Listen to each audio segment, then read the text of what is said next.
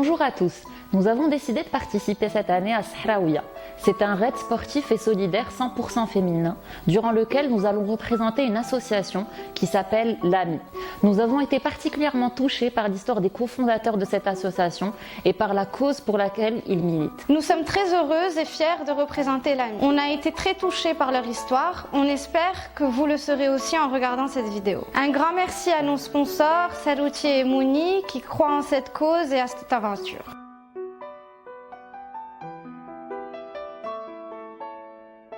Transformer la faiblesse en force. Voici un joyeux combat. Des mouvements involontaires, la difficulté à marcher, à bouger, parler ou même à avaler. Infirmité motrice cérébrale. C'est l'histoire d'espoir d'une famille tout entière qui a choisi de mener un joyeux combat. Cette famille a choisi de laisser tomber pratiquement tous ses projets pour se concentrer sur un seul. Celui du parcours de leur enfant super-héros Simo. Une nouvelle façon de vivre, de ressentir et de relativiser. Oui, Simo est aujourd'hui un super-héros. Un super-héros pas comme les autres.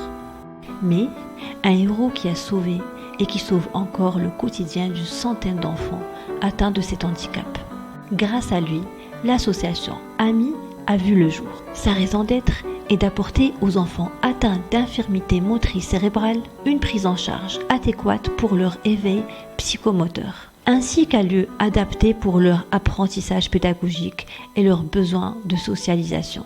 Je suis Loubna Cherif Kanouni. J'ai mon petit garçon qui a maintenant 16 ans, qui nous a inspiré, son père et moi, pour aller vers un domaine qu'on ne connaissait pas, qui est le domaine du handicap.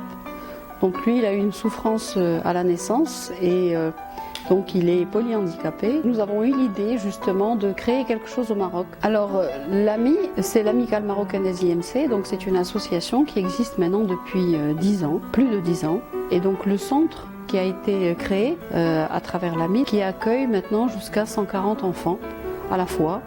Et donc les enfants ont les prestations dont ils ont besoin. En fait, ils ont tout ce qu'il faut en paramédical, orthophonie, psychomotricité, kinésithérapie. Bien sûr, quand on est arrivé dans ce domaine, c'était pas du tout un domaine qu'on connaissait. Et donc on est arrivé sur un domaine inconnu, en terre inconnue justement, et il fallait tout découvrir.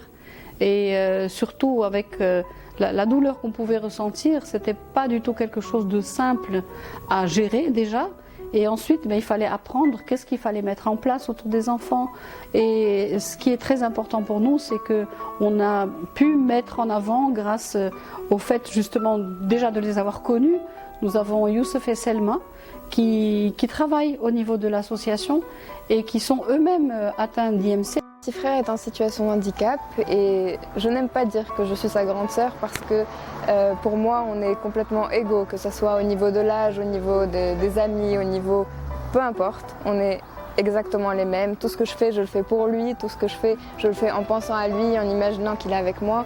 Et évidemment c'est mon petit frère, mon meilleur ami, mon confident, c'est la personne qui est la plus chère à mes yeux. Comme vous avez pu le constater et comme on espère l'avoir transmis avec vous, écoutez, on est beaucoup dans l'émotion, petites attentions. Parmi ces attentions-là, à chaque fois qu'il y a un enfant qui intègre l'école, on plante un arbre pour lui et on met son étiquette avec son petit nom. Ça, c'est l'arbre de Simo. Et les arbres, en fait, ils représentent bien la philosophie de vie de l'AMI, qui est qu'on est tous pareils, mais on est tous différents. Alors on a chacun notre arbre, chacun nos racines et puis on monte tous ensemble et on va tous ensemble vers le soleil.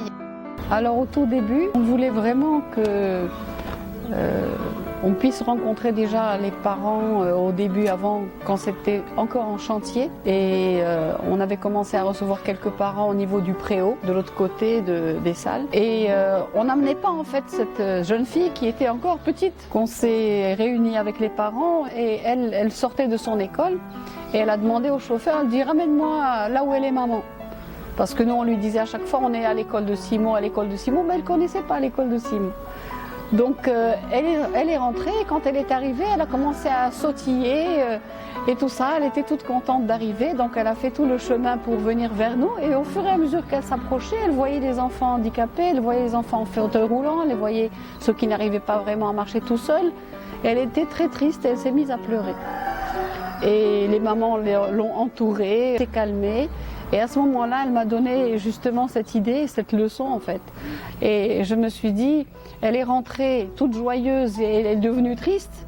Moi, ce que je voudrais, c'est que quand les gens arrivent, ils se disent, bon, c'est le handicap, etc. Ils vont être un peu tristes, mais en fait, ce qu'il faut, c'est qu'au fur et à mesure qu'ils rentrent et qu'ils se rendent compte que les enfants sont heureux, eh bien, voilà, c'est vraiment ce chemin inverse que je voulais absolument que ce soit comme ça quand les gens viennent. Et j'espère que c'est le cas. J'espère qu'on a réussi ça.